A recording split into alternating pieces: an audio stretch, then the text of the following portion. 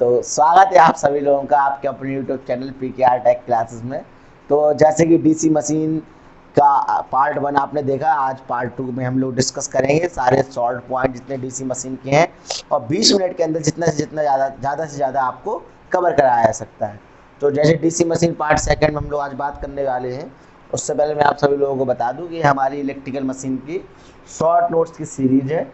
इसमें 20 मिनट के सारे टॉपिकों के हम लोग वीडियो बना रहे हैं 3-3, और उसमें सारे जितना भी कुछ होता है, सारे शॉर्ट पॉइंट जो होते हैं उन सबको डिस्कस करते हैं। तो कल के हम लोगों ने क्लास में डिस्कस किया था E बराबर 5p/Zn/60A। तो मैंने आप लोगों को बताया था कि एक लैप बाइंडिंग होती है, एक वेब बाइंडिंग होती है। तो लैप बाइंडिंग में जो A है वो बराबर होते हैं P यानी कि पोल के, number of parallel path is equal to number of poles, and wave winding में आपका ए जो होते हैं नंबर ऑफ पैरेलल पाथ होते हैं 2। पिछली वाली वीडियो मैंने आप लोगों को पिछले वाले लेक्चर में बताया था ये सब।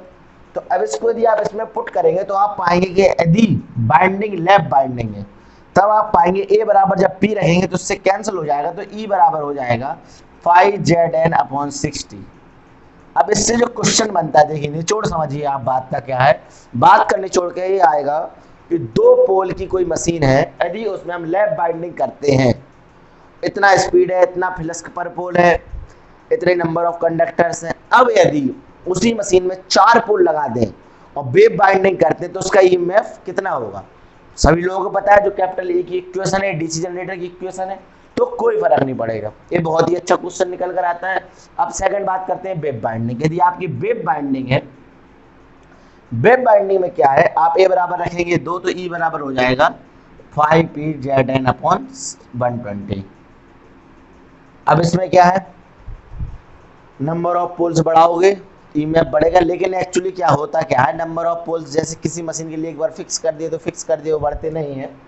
अब इसके बाद यदि आप कांस्टेंट आप देखें, इसी वाले इक्वेशन में देखें तो आप पाएंगे PZA60, ये सब कांस्टेंट है। तो भाई नॉन कांस्टेंट क्या है, E1/E2 यानी जो वेरिएबल हैं बराबर 5N1/5-2N2। बहुत ही सिंपल से क्वेश्चंस आते हैं जेईई के एग्जाम में हो, चाहे TG2 का हो, कि फ्लक्स पर पोल इतना है, स्पीड इतनी है, तो ईएमएफ इतना बना रहा है। अब यदि फ्लक्स नया फ्लक्स पर पोल दे देगा, नई स्पीड दे देगा, तो पूछेगा नया ईएमएफ जनरेट डीसी जनरेटर में कितना होगा, तो आपको बताना है इतना होगा। इसके बाद अब हम लोग ऐसे बात कर रहे थे लैप बाइंडिंग वेब बाइंडिंग से रिलेटेड एक चीज रह गई जो मैं आप लोगों को बताना चाहूंगा। जब हम लोग बात करते हैं लैप बाइंडिंग की और बात करते हैं वेब बाइंडिंग की, सीधी सी बात है, होती है भाई साहब लैप बाइंडिंग, ये होती है वेब बाइंडिंग। अब लैप बाइंडिंग वेब बाइंडिंग में क्या है, हम इक्विलाइजर रिंग का यूज करते हैं। कहाँ करते हैं? लैप बाइंडिंग में। अब क्वेश्चन आता है इक्विलाइजर रिंग का यूज आप लोग कहाँ करते हैं? हम लोग इक्विलाइजर रिंग का यूज करते हैं लैप बाइंडिंग में। क्यों करते हैं? फॉर डिस्ट्रीब्यूशन ऑफ वोल्टेज, मतलब जो वोल्टेज का डिस्ट्रीब्यूशन है वो सेम रहे, for same distribution of voltage. Web binding में काहे का यूज करते हैं? वेब बाइंडिंग में इक्विलाइजर रिंग का यूज नहीं करते हैं। अब वेब बाइंडिंग हम लोग यूज करते हैं डमी कॉइल का। अब डमी कॉइल का यूज कहाँ करते हैं? वेब बाइंडिंग में डमी कॉइल क्यों करते हैं? For mechanical balancing.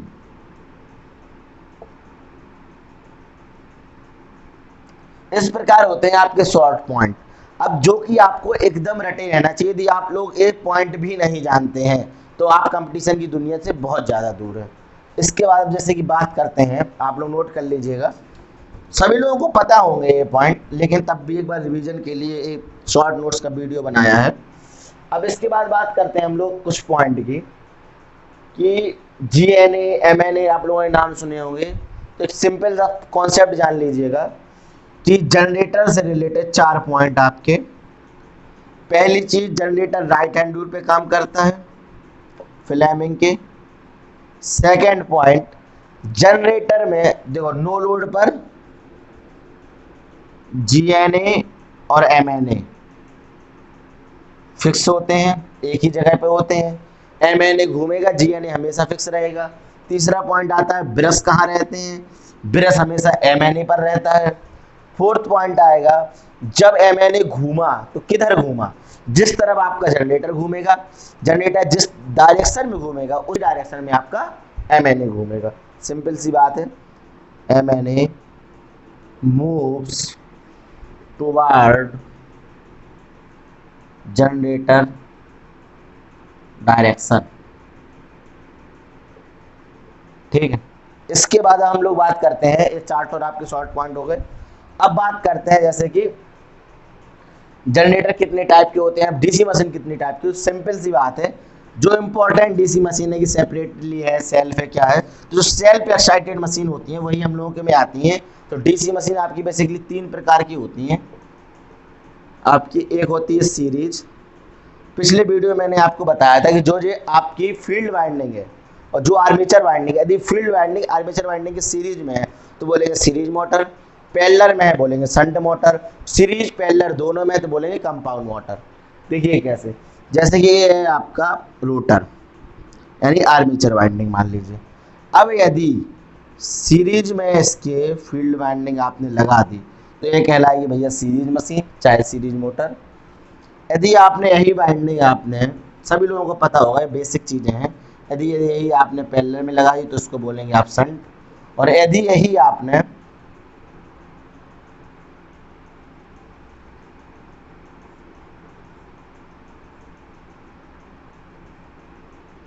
यहाँ लगा दी तो बोलेंगे कंपाउंड। कंपाउंड में क्या है, कंपाउंड आपका 2 प्रकार का होगा, कम्युलेटिव कंपाउंड,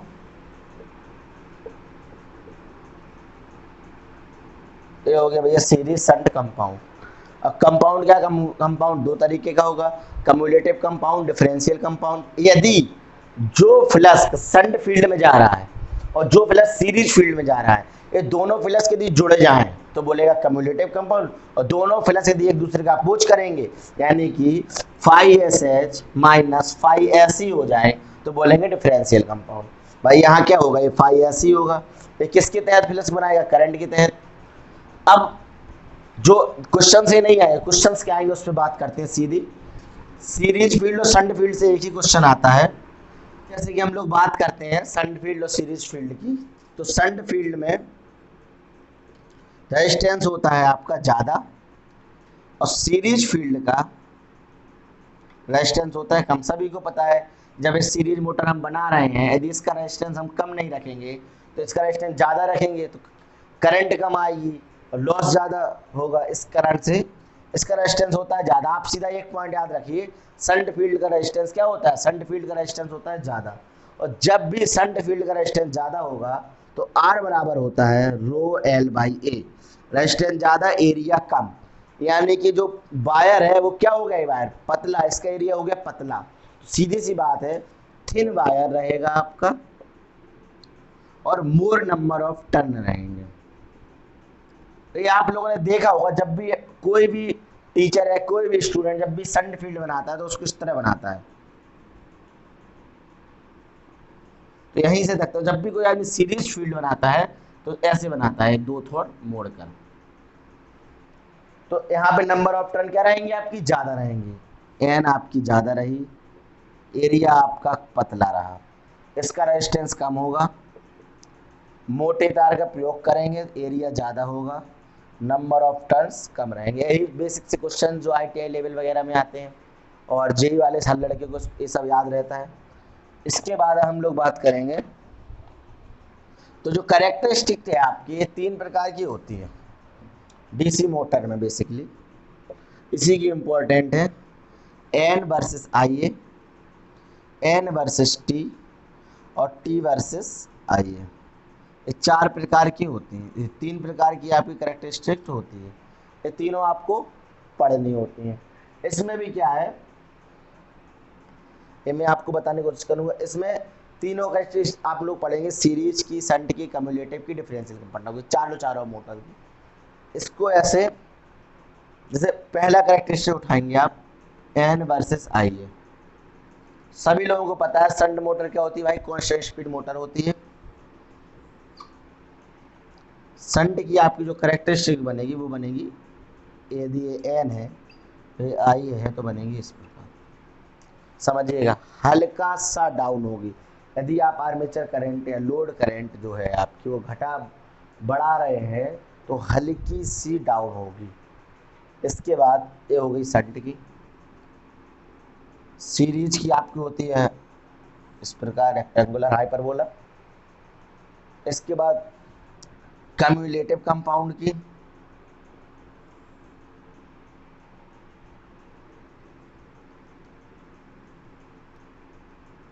डिफरेंशियल कंपाउंड की,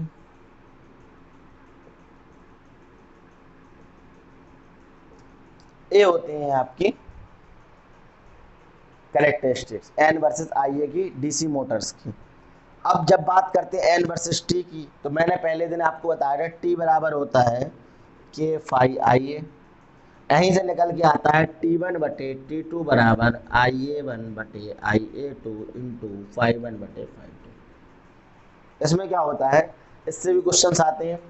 अब T बराबर के फाई आई ए है, इस सीरीज हो गए, T बराबर है के फाई आई ए हो गई टॉर्क की आपकी इक्वेशन। अब आप देखिए यदि फ्लक्स कांस्टेंट है एक प्रकार से, तो आप देखेंगे बिल्कुल सेम जो आई ए के सापेक्ष हम लोग बना रहे थे वही टॉर्क के सापेक्ष बनेगी। तो यही आई ए और टॉर्क, यही आपकी करेक्टरिस्टिक हो जाएगी एन वर्सेस टी की। थर्ड नंबर की जो करेक्टरिस्टिक है आपकी,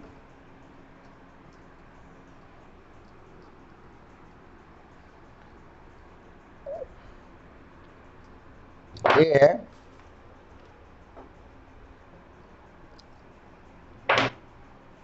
टी वर्सेस आई ए। इसमें हमने आई ए को रखा, टी को रखा यहाँ पर। अब क्या है जो इसमें आप सीधा से समझिए कि टॉर्क और आई ए की आप किस प्रकार बनेगी शंट की। सीरीज को आपको बनाना है, सीरीज की बनेगी आपकी इस प्रकार, थोड़ी देर रेक्टेंगुलर हाइपरबोला फिर हो जाएगी। कम्युलेटिव की बनेगी आपकी यहाँ पर,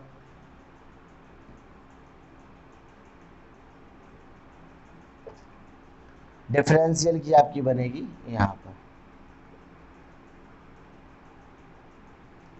कम्युलेटिव कंपाउंड है और ये डिफरेंशियल कंपाउंड। ये रही आपकी करेक्टरिस्टिक्स।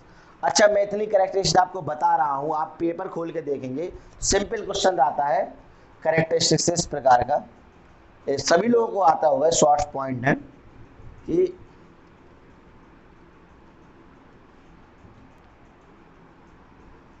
ये दे दिया आपको, यह कैरेक्टरिस्टिक्स किस मोटर की है, तो यह है सीरीज मोटर की इस प्रकार। अब हम लोग बात करते हैं डीसी जनरेटर की। तो अब आप लोग बात कर रहे हैं डीसी जनरेटर की कैरेक्टरिस्टिक की। जो एक्सटर्नल कैरेक्टरिस्टिक होती है डीसी जनरेटर की, यही इंपॉर्टेंट है, बहुत कम आती है, लेकिन इसमें आप सीधा समझिए होती है terminal voltage into versus load current के बीच में। पहला क्वेश्चन यही आएगा। सेकंड आप देखिए, ये आपका वी है, ये आई एल है, जल्दी समझने की कोशिश करिएगा। और ये है आपका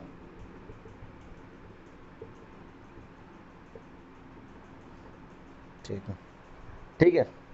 अब आप देखिए ए बनी लेवल कंपाउंड की, लेवल कंपाउंड की कहाँ है, ए है। इसके बाद ए बनी ओवर कंपाउंड की,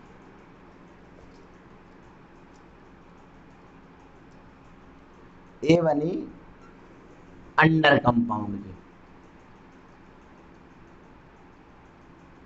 ए बनी संट की, ए बनी आपकी डिफरेंशियल की, और ए बनी आपकी सीरीज की।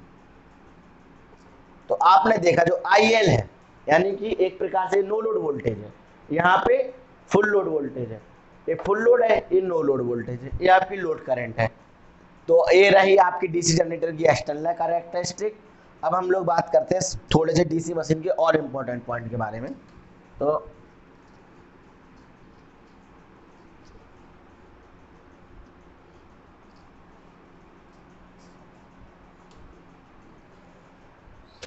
अब हम लोग बात करते हैं डीसी जनरेटर की कुछ और इम्पोर्टेंट पॉइंट की। जैसे उसमें हम लोग बात करेंगे जैसे स्टार्टर की। अभी अगले लेक्चर में हम लोग और स्टार्टर को अच्छी तरह पढ़ेंगे, लेकिन स्टार्टर आप जाते जाते समझ लीजिए।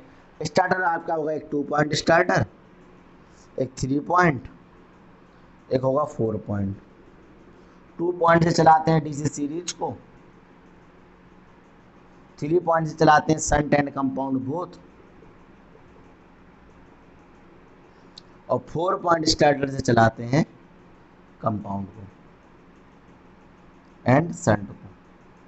चल जाता है दोनों, लेकिन यदि ये क्वेश्चन आ जाएगा 3 पॉइंट स्टार्टर से किस एक इकलौती मोटर को लगाते हैं तो वो शंट ज़्यादा अच्छा है, 4 पॉइंट से किस को चलाते हैं तो वो उसके लिए कंपाउंड ज़्यादा अच्छा है। लेकिन यदि दोनों ऑप्शन है तो आप दोनों लगाइए। यदि दोनों ऑप्शन में अलग अलग है कि ये ऑप्शन आपका शंट है, बी ऑप्शन आपका कंपाउंड है, तो आप लगाइए शंट 3 पॉइंट के लिए, 4 पॉइंट के लिए आप लगाइए कंपाउंड।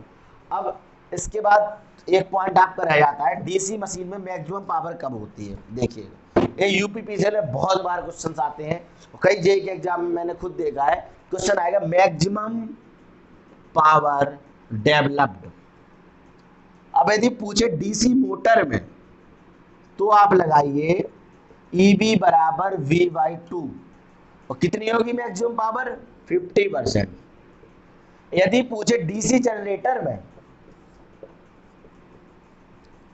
तो क्या होगी V बराबर EB/2 और कितना परसेंटेज पावर होगा 50%। जो लोग स्टडी इलेक्ट्रिकल इंजीनियरिंग की स्टडी या इलेक्ट्रिक इंजीनियरिंग का पेपर बहुत अच्छी तरह देते हैं और अच्छी तरह तैयारी करते हैं, उन लोगों को खुद पता होगा कि ये शॉर्ट नोट्स कितने ज़्यादा इंपॉर्टेंट है, तो उन लोगों को ये सारे पॉइंट रटे होंगे, ऐसा मेरा मानना है। अब सबसे बड़ी बात आती है डीसी मशीन की एफिशिएंसी कितनी होती है, तो इसकी जो एफिशिएंसी है वो अप्रॉक्सीमेट होती है 80 to 85%। तो जैसा कि आप लोगों को मैंने एक पार्ट और में पार्ट से डीसी मशीन पार्ट सेकंड में मैंने कुछ शॉर्ट पॉइंट बताने की कोशिश की, और मेरा नाम राहुल साहू है। और यदि आप लोगों को हमारा ये लेक्चर पसंद आया हो तो लाइक कीजिएगा और हमारे चैनल को सब्सक्राइब कीजिएगा। पीकेआर टेक क्लासेस में आपको हमारे चैनल में सारे पेपर्स, जितने भी पेपर्स होते हैं इलेक्ट्रिकल जेई से रिलेटेड, सब कुछ आपको हमारे प्ले लिस्ट में आपको मिल जाएगा। Thank you.